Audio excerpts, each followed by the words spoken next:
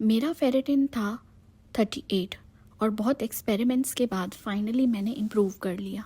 जब तक हम ये सोचते हैं कि बस आयरन ही तो लो है तो हमें उसके साथ जीना नॉर्मल लगता है, तब तक जब तक वो ठीक नहीं हो जाता और उसके इम्प्रूव होने के बाद ही रियलाइज़ होता है कि लो आयरन के साथ लाइफ कितनी हैवी थी।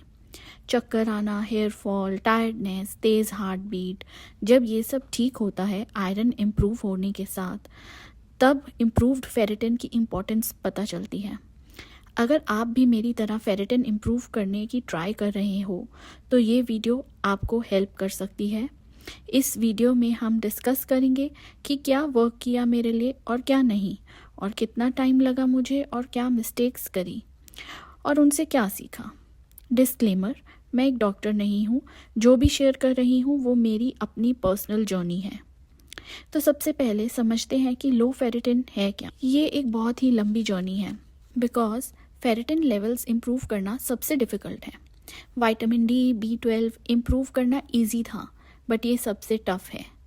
फेरेटिन एक पार्ट है, आप कह सकते हैं आयरन का स्टोरेज रूम है जहाँ आयरन स्टोर होता है। तो लो फेरेटिन मतलब आयरन लो है। अब बात करते हैं आयरन डेफिशिएंसी के बारे में, जिसे मैंने स्ट्रगल किया फॉर लॉन्ग 10 ईयर्स। इतना कि इसके साथ रहना नॉर्मल लगता था। मुझे बहुत टाइम तक पता ही नहीं था कि आयरन डेफिशिएंट है बिकॉज मेरा HB B12 सही आता था। तो कुछ ईयर्स तक तो मैं फिगर आउट ही नहीं कर पाई कि कोई प्रॉब्लम है मेरे आयरन काउंट्स के साथ।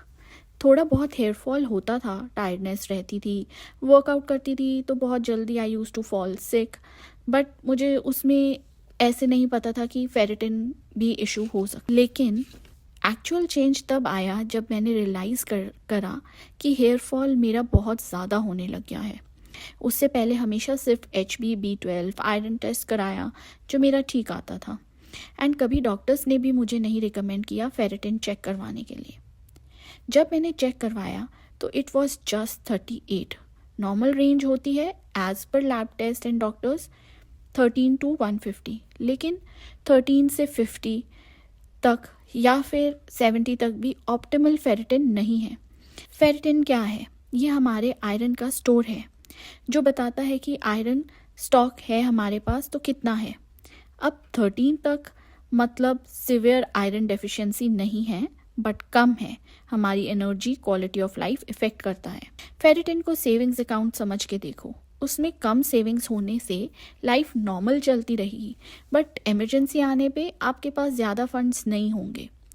लो फेरेटिन होने से बॉडी नॉट सो इम्पॉर्टेंट चीज़ों को हटाने लग जाती है, जैसे हेयर, और लो बैटरी मोड पे एनर्जी यूज़ करती है, तभी हर टाइम टायर्डनेस लगती। मेजर सिम्टम्स लो फेरेटिन के हैं हमेशा लो एनर्जी रहना, ठीक से वर्कआउट ना कर पाना या मसल रिकवरी बहुत स्लो हो जाना, सुबह सो के उठो तो भी टायर्ड फील करना, हेयर फॉल और हेयर थिनिंग होना, नेल्स का टूटना, ब्रिटल नेल्स, लेग्स में रेस्टलेस फील करना, या फिर थायराइड इश्यूज होना, क्योंकि फेरेटिन हेल्प करता है T3 को T4 में कन्वर्ट। अब सबको अलग सिम्टम्स अलग लेवल पे आ सकते हैं।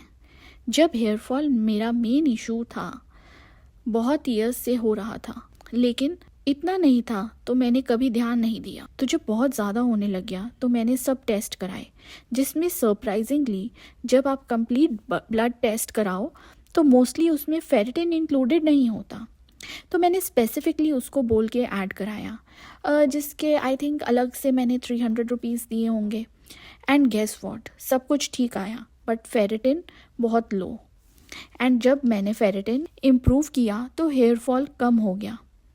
ट्रस्ट मी, टेस्ट से पहले मैं रोती थी अपने हेयर फॉल को देख के कि क्या हो रहा है, बट टेस्ट के बाद एटलीस्ट मुझे पता था कि किसके ऊपर वर्क करना है। तो अब आते हैं फेरेटिन इम्प्रूव कैसे करना है। मैंने डिसाइड किया डॉक्टर को तो मैं नहीं दिखाऊंगी, बिकॉज मुझे पता था पहले की तरह यही कहा जाएगा कि रेंज में है, डोंट वरी, या कोई सप्लीमेंट दे देंगे बिना ये समझे कि वो सप्लीमेंट मुझे सूट करेगा कि नहीं करेगा। तो मैंने खुद उस पर वर्क करना शुरू किया। सबसे पहले सब कुछ लिंक्ड है, स्पेसिफिकली हेयर फॉल के लिए आयरन डेफिशिएंसी, विटामिन डी, माई PCOS ऑल्सो, सब कुछ लिंक्ड है। विटामिन डी मेरा काफ़ी इम्प्रूव हो गया था। So coming to the ferritin, अब मेरा मेटाबॉलिज्म थोड़ा लो है और आयरन सप्लीमेंट्स उसको और स्लो कर सकते हैं। तो मैंने सबसे पहले 3 मंथ्स ट्राई किया आयरन रिच फूड्स लेना, जैसे कि kanji, beetroot juice, bananas etcetera etcetera. But मेरा फेरेटिन सिर्फ 38 से 40 ही गया, सिर्फ 2 पॉइंट्स। बट मुझे चाहिए था कम से कम 70 प्लस, ताकि मेरा हेयर फॉल ठीक होए, मसल रिकवरी वर्कआउट के बाद बेटर हो पाए और मैं एक्टिव रह पाऊँ। तो मेरे पास कोई ऑप्शन नहीं था सप्लीमेंट स्टार्ट करने के अलावा। अब different body, different absorption, different system, मुझे पता था मुझे कुछ सप्लीमेंट्स ट्राई करके देखने पड़ेंगे, तभी मैं डिसाइड कर पाऊंगी कि मेरे लिए क्या वर्क कर रहा है। आयरन डेफिशिएंसी के डिफरेंट रीजंस हो सकते हैं, जैसे लो आयरन इनटेक, मतलब नेचुरल फूड जो हम लेते हैं वो आयरन की मात्रा उसमें पूरी नहीं होती, या फिर हमारी बॉडी आयरन को ले नहीं पाती, यानी एब्जॉर्ब नहीं कर पाती। तीसरा, ज़्यादा वर्कलोड, जैसे वर्कआउट, प्रेगनेंसी एट्सेट्रा एट्सेट्रा, तो ज़्यादा आयरन लगेगा। या फिर कोई लॉस, जैसे ब्लड लॉस, पीरियड्स हैवी होना, तो सप्लीमेंट ही मेरे पास ऑप्शन बचा था। अब आयरन सप्लीमेंट अलग अलग आते हैं, अलग अलग सॉल्ट्स होते हैं, आपको कौन सा सूट करता है वो ट्राई करके या डॉक्टर से पूछ के ही पता चल सकता है।